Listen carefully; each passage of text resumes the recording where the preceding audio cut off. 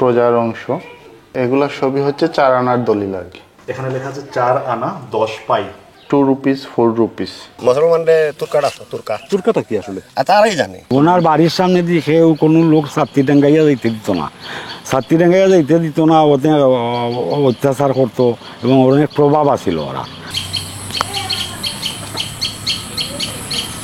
Hello viewers, শুরুতে ইনফন্টের পক্ষ থেকে আমি সাকিব আপনাদের সবাইকে জানাচ্ছি স্বাগতম। আর আজকে আমি এই মুহূর্তে আছি রণভীম গ্রামে, যেটা হচ্ছে মৌলভীবাজার জেলায় পড়েছে।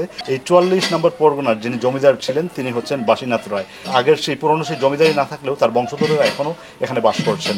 আমি বাড়িতে যাওয়ার আগে একটা জিনিস বলি, তাকে নাকি হচ্ছে আবার এই গ্রামের মানুষ তখন অত্যাচারী জমিদার নামেও তিনি পরিচিত ছিলেন। তো তিনি আসলে কি কারণে অত্যাচারী জমিদার নামে পরিচিত ছিলেন এই এলাকার মানুষের কাছে, তার সব কিছু জানতে এবং আপনাদেরকে জানাতেই আজকে আমি আসছি এই রণভীম গ্রামের জমিদার বাড়িতে। তো চলুন আজকে জেনে নেওয়া যাক এই রণভীম গ্রামের জমিদার বাড়ির জমিদারি সম্পর্কে সব কিছু। ওরা তো জমিদার ছিল তৎকালীন সময়ে, তারা অনেক জায়গা সম্পদ এবং মিরাসও আছিল তাদের। মিরাসটা কি? মিরাস বলতে তাদের জমিদারির এলাকায় বিভিন্ন এলাকায় তার এরিয়া আছিল, মানে এখান থেকে খাজনাবাতি আনত। যেমন শঙ্করপুর আছিল, মির্জাপুর আছিল, বরুণায় আছিল, এই বিভিন্ন খানো আছিল। আর 100 জায়গা আতাল আছিল তার নিজস্ব জায়গা। আর জমিদারির যে এরিয়া আছিল বিভিন্ন খান থাকি এটা মাল থাকি খাজনা আনত, মানে রাইয়ত প্রজাগণ অবস্থায় খাজনা আনত। প্রজা ছাড়া 100 আল খামার আছিল তার ক্ষেতের। তৎকালীন সময়ে আপনার 100 হাত লম্বা দোলান উঠাইছিল, লাখের বাতি জ্বালাইছিল। লাখের বাতিটা জ্বালাইছিল, এটা শুনো, এই লাখের বাতি জ্বালানো এটা কি আসলে? মানে 1 লক্ষ টাকা তৎকালীন সময়ে যে একান্ন করতে পারছে সেই জমিদার সেই লাখের বাতি জ্বালাইতো। লাখের বাতি মানে 1 লক্ষ টাকা তার আছে এই তৎকালীন সময়ে, এই লাখের একটা বাতি জ্বালাইয়া প্রমাণ করত। ব্রিটিশ আর জাপানি যাবলা যুদ্ধ করছিল, এই সময় আমরা লুকাইছি। যখন আপনারা মানে সবকিছু বুঝতেন, মানে আপনারা তখন বোঝের ছিলেন, বোঝ ছিল আপনার, তো ওই জমিদার সম্পর্কে আপনি কি কি জানেন, কি কি দেখছেন? মুসলমান বলতে কেউ যাইতো পারছে না, তারার বাড়ির সামনে দিয়ে নিষেধ, তারার দুধটা আতলিয়া যাইতো, সাতিয়া টাট মারিয়া যাইতা। তারা ফটাবি মানুষ তো, আর ওখলে খোঁজ দিয়া থাকতা, খাজনা দিয়া থাকতা। মুসলমানদের সাদা ডাবাত পানি জল ভরা উক্কা দিত না, আগে উক্কা খাইতা বেশি, জল ভরা উক্কা দিত না, সাদা উক্কা পানি ফেলাইয়া দিতা। আর তারা বৃন্দাবনী উক্কা দিয়া নল দিয়া। এই বৃন্দাবনী হুক্কাটা কি? হ্যাঁ, বৃন্দাবনী হুক্কাটা কি? জলদি বড় করে হুক্কা ছিল, বৈশা চেয়ারে বৈশা 5 লাগানো, চেয়ারে বইয়া খাইতো, নল দিয়া নল লাগাইয়া হো 10 হাত দূর বা 8 হাত দূরও বইয়া খাইতো পারে। তা আগে ঠেকা মাফতো বলে ফুরা দি, কাঁচা ঠেকা ফুরা দি মাফতো তারা। আচ্ছা আচ্ছা, ফুরাটা কি? যে ফাল্লা না, এটা ফুরা একটা দান মাফার ফুরা আছিল, তা দি মাফতো তারা। এটা আমরা মাই মুরব্বী মারছো, যে সন্দুক আছিল ফিউচার ফাঁকা লাগাই সন্দুক গিয়া লামি গেছে ফুর দিতে। ও অটোমেটিক লামি, এটা তো কাঁচা ঠেকা আছিল খালি। আচ্ছা আচ্ছা, এটা হলে তারা ফুটকি তৈরি হয়েছে। এখন জমিদার বাড়ি কিচ্ছু নাই, কিচ্ছু নাই, কিচ্ছু নাই।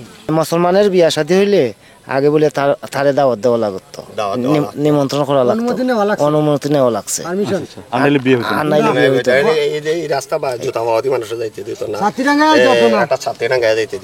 মুসলমানদের তুর্কাটা কি আসলে?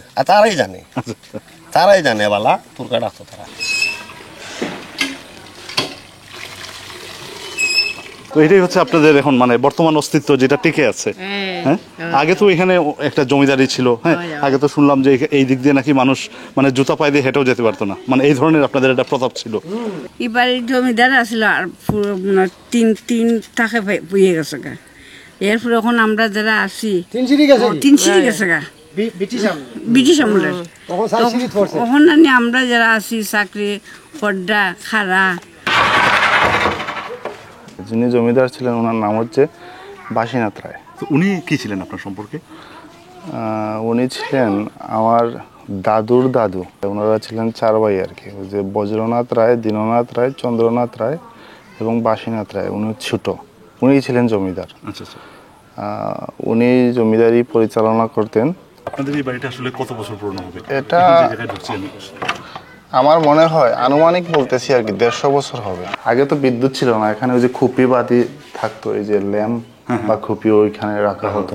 ওইদিকে যে দেখতেছেন দেয়ালগুলা কিন্তু এই যে সিমেন্ট না, এগুলো চুন ও সুরকি দিয়ে বানানো। আস্তরগুলা চুন সুরকি চিটা দিয়ে বানানো আর কি। আমাদের জমিদারিটা এটা আগে বলা হতো পরগনা। আমাদের এই বাড়িটার পরগনা হচ্ছে পরগনা 44।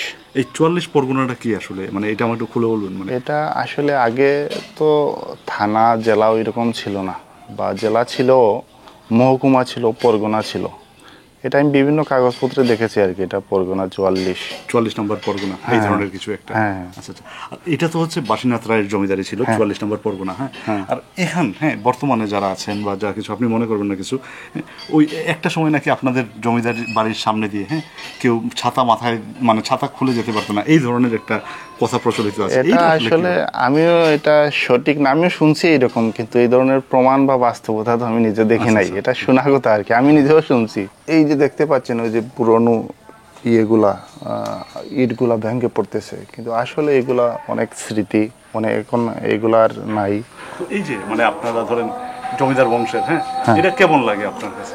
এটা অবশ্যই ভালো লাগে, যখন অনেকেই আসে আমাদের বাড়িতে প্রথমেই দেখে ভাঙ্গা ঘর, যদিও ভাঙ্গা কিন্তু আমাদের অনেক সুনাম যে আমাদের পূর্বপুরুষ জমিদার ছিলেন, স্মৃতি ভালোই কাজ করে আমাদের বাড়িতে। আগে পুরোনো আমলে দুর্গাপূজা হতো, এখন অবশ্য নতুনভাবে হচ্ছে এটা সার্বজনীন, কিন্তু আগে আমাদের ব্যক্তিগত পুজোই হতো এই সামনে, এখন অবশ্য স্মৃতিচিহ্ন নাই।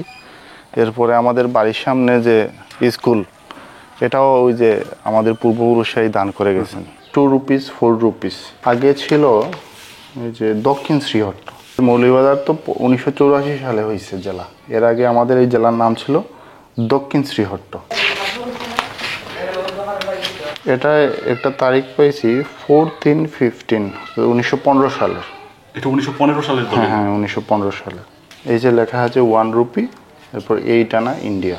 পার্থদা যেটা বলছেন এটা হচ্ছে তার দাদার আমলের, মানে তার দাদার ওনার আমলের দলিল। আর এটা হচ্ছে 1 রুপির দলিল। 1 রুপির দলিল তখন হচ্ছে সমগ্র ভারতবর্ষ একসাথেই ছিল। এখানে দাদা আমাকে যেটা দেখালেন সেটা হচ্ছে 1900, এই যে এখানে লেখা আছে 4/3/1915, অর্থাৎ 1915 সালের দলিল আমার হাতে। আরেকটা দলিল এখানে আছে দেখলাম 31 আগস্ট 1916 সালের দলিল। হ্যাঁ এটা হচ্ছে 5 রুপিস, 5 আনা। 5 আনার দলিল, খাজনারই মনে হয় এটা, আগে খাজনা আদায় করার পর এইটা মানে এই যে লেখা আছে সাউথ সিলেট খাজনা আদায়ের পর পুনরায় রসিদ দেওয়া হতো। সেই রসিদের প্রমাণ হচ্ছে এটা হচ্ছে চালান ফর্মের মতো আর কি। এখানে এই যে 4 আনা 10 পাই লেখা আছে, মানে আগে 4 আনা 10 পাই করেই হয়তো খাজনা আদায় করা হতো। ও না, সব যে 4 আনা 10 পাই না, এখানে আবার লেখা আছে 5 আনা 9 পাই, মানে এক এক পরিমাণ, যার যতটুকু জমি সেই পরিমাণে খাজনা আদায় হতো। এই যে এখানে লেখা আছে 5 আনা 9 পাই। প্রজার অংশ বাবু রাকেশ রঞ্জন চক্রবর্তী, নরেশ চক্রবর্তী, উমাপদ ঘোষ।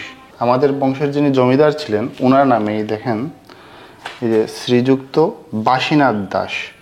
ওনার পিতার নাম হচ্ছে স্বর্গীয় দুর্লভ রায়, সাং রণভীম, পরগনা 44, স্টেশন মৌলভীবাজার, মানে যেটা প্রমাণ আর কি।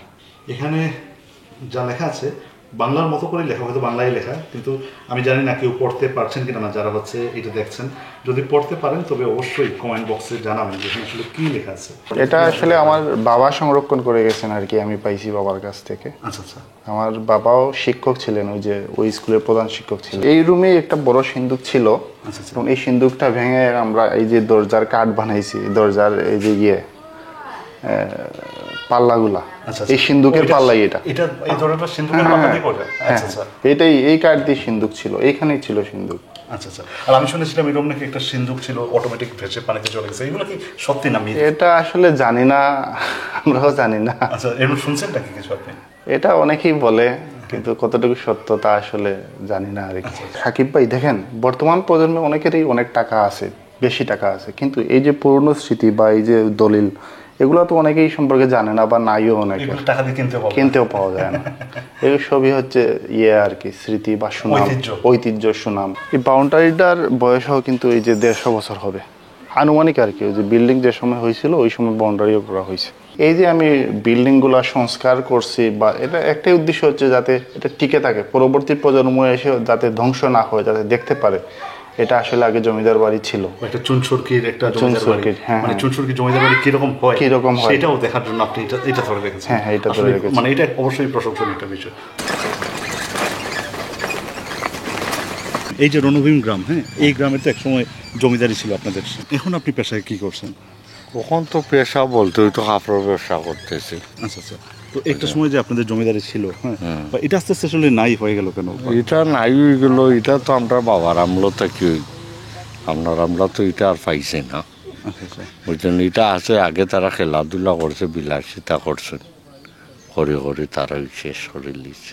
সংসারের নিয়ম দিয়া ওখান ধনী কোনো সময় ফকির ইটা তো ভগবানের ইচ্ছা, যা সৃষ্টিকর্তা লীলা। যে অমুকে হইলি সেইটা পূর্ব জন্ম আছে, জন্ম আগের জন্মে যদি তুমি অত্যাচার করো এই জন্মে আমরা হিন্দুদের জন্মে হয় যাবার জন্ম হয় দুনিয়া তুমি অত্যাচার করছো আগের জন্মে তোমার দুর্বলতা আসবেই।